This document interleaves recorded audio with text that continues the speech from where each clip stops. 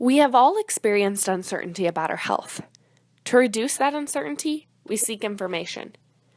But an important question is, how do we effectively reduce uncertainty about our health? We constantly have questions and worries regarding our health. What's this bite on my leg? I felt nauseous for a week. What's wrong with me? Why am I losing weight so quickly? I'm fatigued. Is this a symptom of something else? Parks and Rec characters experience it too. Chris, I'm dying. I was dying earlier today, and then I died. Now I'm dead. Communication is the source of and medium through which our understandings of probabilistic and evaluation orientations are created. Uncertainty and ambivalence is inherent in health information. To reduce this feeling of uncertainty, we seek out sources of information. It could be our friends, family, our doctor, or maybe the internet. Goodnight, 1982, said that there are three main spheres that we approach for information. There's the personal sphere, which could be your mom, best friend, or brother. The technical sphere, which would include expert sources such as your doctor, the Mayo Clinic website, or the CDC. And the public sphere. This might be asking questions on an online forum, or reading the replies or advice of others on discussion boards or blogs. We seek information most readily from sources we believe to be relevant, accurate, and trustworthy. This might be an interpersonal or a media source. When Ben and Chris are seemingly dying of some unknown illness on Parks and Rec, they seek out an answer from their friend Ron. He correctly informs them that they have all fallen ill with food poisoning. What is this? It's food poisoning.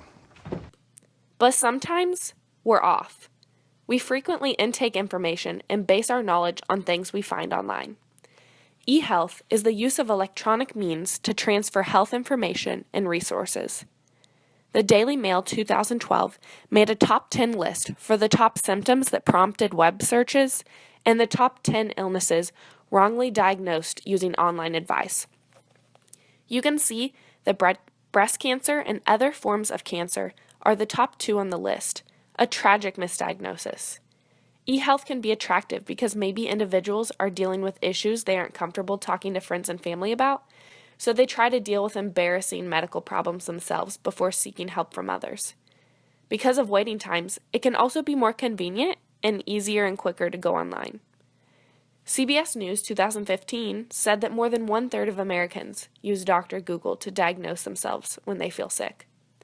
But doctors say that the negatives include the unnecessary anxiety it can cause during people's vulnerable times if they misdiagnose themselves. They also are concerned by the unreliable accuracy of the internet. It can cause more worry about potential problems. One woman named Debbie had an MRI which showed nodules on her liver. At home, waiting for her specialist appointment, she used the internet to cope with her overwhelming anxiety about the uncertainty of these spots. A few searches later, Debbie had diagnosed herself with liver cancer. She was devastated, and she began spending time with her children individually as she expected her time with them was limited. When her appointment came around, the specialist informed her that these spots definitely weren't cancer. Debbie had wasted energy on a misdiagnosis. In fact, many women say that they spent days worrying about symptoms before speaking to anyone, while a third had spent at least 2 weeks sweating over an ailment. So what's the lesson? What can you do? I have a few information-seeking strategies to manage health uncertainties, but the most obvious and the most important piece of advice is talk to your physician. They aren't mind readers. Next, be a critical consumer. Look for sources which are relevant, accurate, and trustworthy. 3 things to keep in mind are who are you asking? Are they credible? How current is the source? Is it up to date? How serious does your problem seem to be? Should you go straight to a doctor? And lastly, the 3 questions you should ask your provider. How serious is my problem or condition? This can eliminate unneeded worry. How and when will I hear about my test results? And what are the different treatment options? Hopefully, you can put these questions into action next time you have a health-related problem.